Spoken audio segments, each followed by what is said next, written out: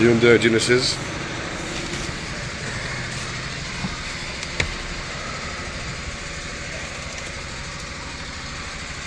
السيارة تفتح كونتاك، بس إشارات الغيار ما في شي طالع أبدا. بالإضافة لمشكلة إن السيارة ما بتشتغل، فبدنا نفحص أول شي.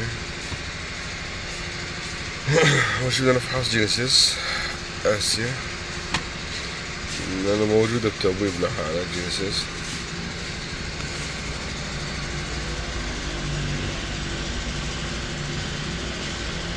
فوت على المنوال، ما راح يفوت معك، لأنه عندنا مشكلة بالإشارات.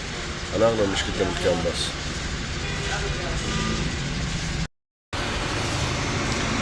عندنا مشكلة بالكامباس. بدنا نفحص أول شي خطوط الكامباس على أي كنترول. يعني هي خطوط هاي كان له على الكف تبع المحرك مع العلم، هذا الكف تبع البخاخات، وهذا كف الجير. نرسم إشارة، نرسم السكرو.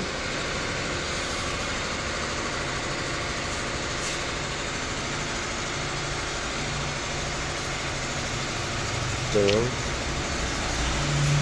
إشارة فوق، هاي كان هاي، وهاي كان له.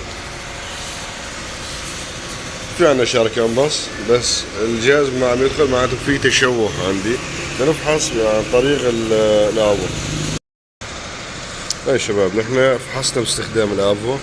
انا عندي 3 قيم، عندي 60، عندي 120، عندي حالة الزيرو، مشان نعرف مشكلتنا. هون عندي 119، يعني 120. نحن هون معناته عندنا في فصل قطع، اما سلك او سلكين بالكامباس. شلون نعرف هذا الشيء؟ راح نشرحه بالفيديو. هاي المشكلة كانت فصل هاي الفيشة. طبعا راح نبين المخطط وشو موقع الفيشة. هون كان عندي قطع بشبكة الكان، راح نبينه على المخطط.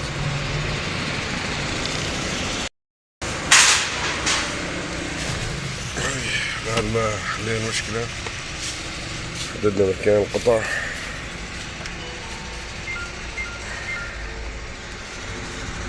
الإشارات